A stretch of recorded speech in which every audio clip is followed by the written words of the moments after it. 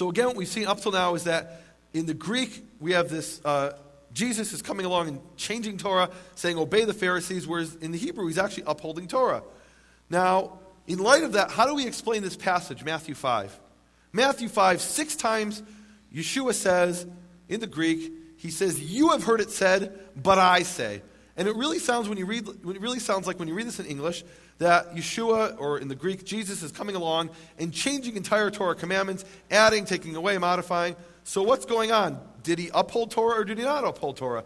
And this is especially a very difficult textual question, because in that very same passage, in verse 17, he says he's not come to do away with one jot or one tittle. So how could he then turn around and a few verses later start changing things, saying, you have heard it said, but I say? Well, let's look at one passage here, one passage that particularly caught my eye. This is Matthew 5, 33 to 37. It says there in the Greek, again you have heard that it was said to the people long ago, do not break your oath, but keep the oath you have made to the Lord. But I tell you, do not swear at all. And here, very explicitly, Jesus is saying in the Greek not to swear at all. It's an absolute prohibition, if you're a disciple of Jesus, to swear, to make any kind of oath. And in fact, you can go to any court in the United States where there's the practice of putting your hand on the Bible and saying, I swear to tell the truth, the whole truth, nothing but the truth, so help me God. And you could tell them, I'm a devout Christian, a disciple of Jesus of Nazareth, and because of that I can't swear, because Matthew 5, 34 tells me I may not swear, and they won't think you're trying to pull a fast one, and they'll tell you, in fact, there's a standard formula for someone who's a devout Christian who's allowed to say, I affirm to tell the truth. And no one's going to think you're trying to pull a fast one or lie, because it's a standard thing that many devout Christians actually do. They won't swear because Jesus says do not swear at all. He goes on, either by heaven, for it is God's throne, or by the earth, for it is his footstool, or by Jerusalem, for it is the city of the great king. And do not swear by your head, for you cannot make even one hair white or black. Simply let your yes be yes, and your no, no. Anything beyond this comes from the evil one. Who's the evil one?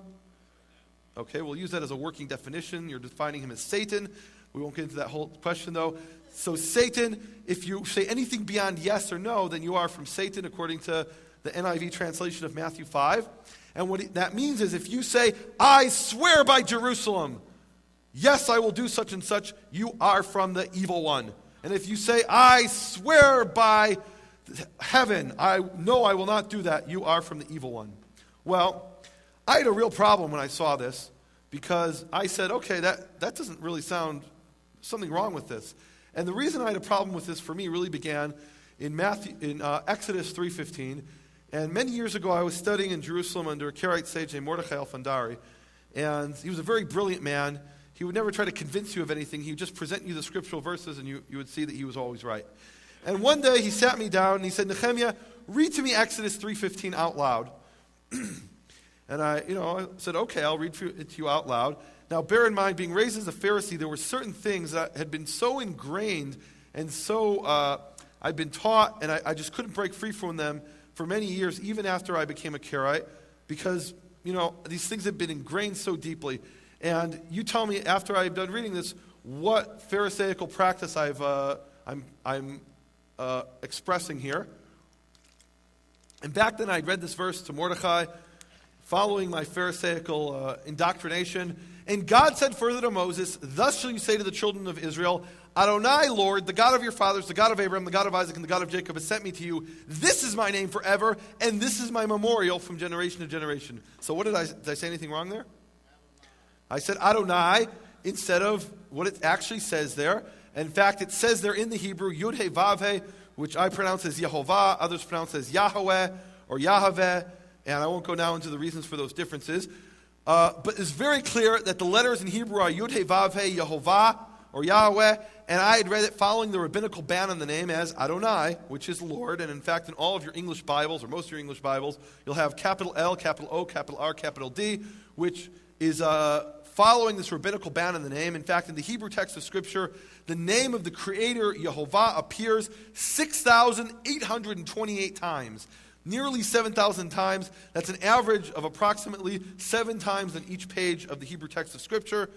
And in every single instance, virtually, that you read in your English Bibles, you'll see it's translated as Lord, capital L-O-R-D, in small caps, which is simply the translation of Adonai. And this comes from a rabbinical ban on the name. In the Mishnah, it explains that anybody who reads that name according to its letters and not as Adonai has no portion in the world to come. So there's an absolute ban on pronouncing the name of the Creator that the Pharisees teach. In fact, most Pharisees today refer to the name of the Creator as the ineffable name of God. Ineffable means unpronounceable. You may not pronounce this name. I was taught with my mother's milk that the greatest sin that I could possibly do was to say the name of the Creator. That was utter blasphemy to say His name out loud. And I was taught to say Adonai. And even after I went to the Scriptures and became a Karaite, turning just to the Hebrew Scriptures, this was something that was so deeply ingrained that when I read this verse, I ended up reading it, Lord, this is my name forever, and this is my memorial from generation to generation. Even though right there in front of me were the Hebrew letters Yud He Vav He, Yehovah.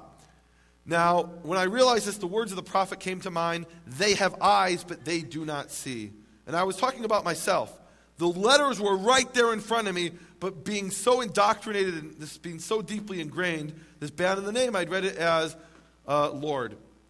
Now, what about the end of this verse, Exodus 3:15? It goes on, it says, this is my memorial from generation to generation. Yehovah is His memorial. What does that mean, memorial? Today only dead people have memorials. So what's His memorial? That's just a horrible translation. The word that they translate as memorial, the Hebrew word is zecher. Now, zecher in Hebrew does mean to remember, but it has a much broader meaning than it does in English. Zecher in Hebrew is to refer to something explicitly, to refer to something. You can refer to it with your mind, and that's to remember it. Or you can refer to it with your mouth, and that's to mention it. To explicitly to sum it up in your memory or to sum it up with your mouth. Now, Exodus 23:13 is the same word, and there it says, and the names of other gods you shall not zecher, nor shall it be heard upon your mouth. Now here it's very clear from the context that zecher does not mean to remember. It's not telling you don't remember Easter. It's telling you don't mention Easter, which I've just done now for educational purposes. But it's very clear from the context it shall not be heard upon your mouth. You must not mention it. Don't even mention those names of the pagan gods. And when we're talking about the God of Israel, what it's saying is, this is my name forever. This is my zecher, my mention from generation to generation. What that means is, whenever we summon up His name, whether in our minds or in our mouths, whenever we refer to Him, we must refer to Him by His name, which is Yehovah, or others pronounce Yahweh. But it's very clear that His name is not Lord. That's just a title. Now, once I realized this, everything started to fall into place. Verses that I'd read 50 times, and I went over them before, and I never realized the significance of them. And that from these verses, it's very clear that the name of the Creator is not ineffable. For example, Deuteronomy 6:13 says, you shall fear Yehovah your God, and you shall worship Him, and in His name shall you swear. And others translate, in His name shall you make oaths. Now, after I realized that the name of the Creator is not ineffable, I realized, okay, how can you swear in His name if you're not allowed to pronounce His name? It's very clear from this verse that the name is not ineffable. It's not forbidden to pronounce the name of the Creator. In fact, that's how we're supposed to mention Him. We're supposed to refer to Him. Again, a second time, it says, Deuteronomy 10:20, Yehovah your God you shall fear, and Him you shall worship, and to Him shall you cling, and in His name shall you swear. Now, the practice of swearing in the name of the Creator, in the name of Yehovah, is something we see throughout the Tanakh. For example, in 1 Kings 2:23, we see that King Solomon makes a vow, and he says, so shall Yehovah do to me, and even more. Now, what does he mean by that? So shall Yehovah do to me, and even more. First of all, by invoking the name of the Creator, he's swearing in the name, just like it says in Deuteronomy. So shall Yehovah do to me, and even more. And what he means by that is he's laying a curse upon himself, saying that if I'm lying, may Yehovah do to me X, Y, Z. It doesn't even tell us what the X, Y, Z is. That's not the point of the story. So shall Yehovah do to me, and even more than that, and even worse than that. Another vow formula we see throughout the Tanakh is what the vow that King David uses in 1 Samuel 20, verse 3. And there King David says, as Yehovah lives. He's making a vow in the name of the Creator, Yehovah, saying, as Yehovah lives. And what he means by this vow is, if I'm lying by my very actions, I'm denying the life of the Creator. That's a very serious vow. And the opposite is also true. If I'm telling the truth by my very actions, I'm declaring the life of the Creator. Now, this vow formula, as Yehovah lives, is actually related to a very important end times prophecy, which appears in Jeremiah 12:16. And this verse was always fascinating to me, this whole passage, because if you read the passage, this is one of the few verses in the entire Tanakh, in the entire Old Testament, which is explicitly and exclusively speaking to the Gentiles. This is a verse that has absolutely nothing to do with me. This is a promise to the Gentiles for the end time. And there it says, and it shall be if they nevertheless learn the way of my people to swear in my name as Jehovah lives, if the Gentiles will learn to swear as Jehovah lives, and the way they taught my people to swear by Baal, meaning the Gentiles used to swear as Baal lives, and they came and they taught that practice to Israel. If those same nations will learn to swear as Jehovah lives, then they shall be built into my people. That's a very important end-time prophecy for the nations, that they'll be built into Israel if they'll learn to swear as Jehovah lives. Now, you should be getting a little bit nervous here right now because Jesus has forbidden you to swear under any circumstances, and if you swear, you're from the evil one, according to the Greek Jesus. But let's see what it says in the Hebrew. In Hebrew, Matthew 5, we read, you have further heard what was said by the ancients, you shall not swear falsely by my name. That's a direct quote, word for word, from Leviticus 19:12. But you must pay your vow to Jehovah, which is a paraphrase of Deuteronomy 23:21. And then he goes on and he says, but I say that you must not swear by anything falsely. Falsely is what he says in the Hebrew. So in the Hebrew, he's not prohibiting vows, he's prohibiting false vows. Not by the earth, which is his footstool, meaning you must not say, I swear by the earth, and be lying. You have to be telling the truth if you swear by the earth. Nor by Jerusalem, which is his footstool. Nor by your head, because you cannot make one hair white or black, but let your yes be yes, and your no, no. Anything added to this is evil. And we'll get back to anything added to this is evil in a minute. But in verse 37, he starts off saying, let your yes be yes, and your no, no. Now, he's not talking about making vows here. He's talking about making false vows. So when he says, let your yes be yes, what he means is, in this new context, is if you say, I swear by Jerusalem, yes, I will do such and such, that better be a true yes. That better not be a false yes. And if you say, no, I swear by the throne of God, I will do such and such, that better be a no. You better not be lying there. Now, why would he need to tell us that not to make false vows? Or why would he need to tell you not to make false vows? Isn't it obvious that you shouldn't make false vows? That's pretty obvious. But what happened apparently is in that period, some Pharisees came along and they said, okay, it says in Leviticus 19:12, you should not swear falsely by my name. So if I don't use the name, I'm allowed to swear falsely. That's what the Pharisees were teaching in this period, that you're allowed to swear falsely as long as you don't use the name, because it says by my name. And anyway, they don't use the name, so they can swear falsely all day long. Now, what Yeshua is saying is, no, when it says in Scripture not to swear falsely by my name, it doesn't mean you can swear falsely by other things. Yes, as a keeper of Torah, you're supposed to be swearing by the name of the Creator. That's what we read in Deuteronomy.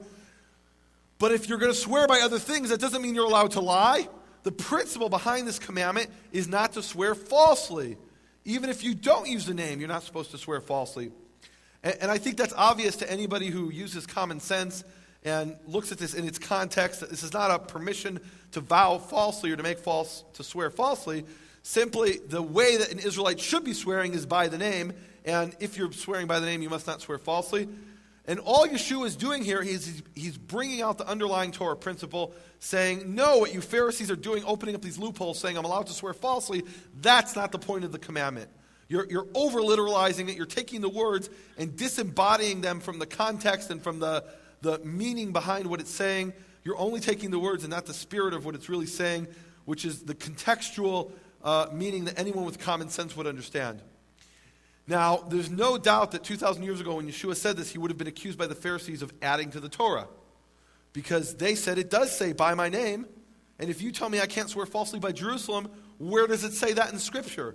Now, to anyone who uses their common sense, to the simple Israelite shepherd or farmer who comes and hears, you shall not swear falsely by my name, it's obvious that you can't swear falsely by other things as well. That's obvious. But to the Pharisees, that's not so obvious, because to them, Scripture is a divine code. And Yeshua wanted to make it very clear that he's not adding to Torah. He's just bringing out the underlying Torah principle. And that's why he ends his statement saying, anything added to this is evil. He wouldn't add anything to the Torah because that would be evil. And this is simply a paraphrase of Deuteronomy chapter 4, verse 2. Do not add anything to the Torah or take away. And Yeshua is simply reiterating this basic Torah principle.